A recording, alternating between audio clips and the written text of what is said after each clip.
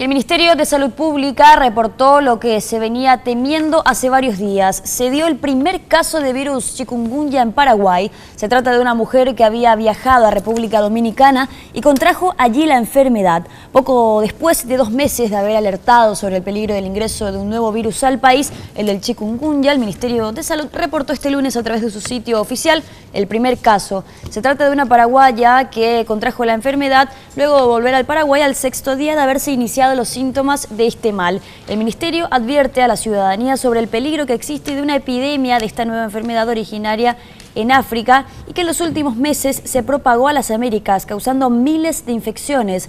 Los mosquitos Aedes aegypti y Aedes albicoptus son los principales transmisores de la enfermedad y ambos circulan en Paraguay, por eso es vital eliminar los criaderos de mosquitos, atendiendo sobre todo a la gran cantidad de lluvia registrada en las últimas semanas.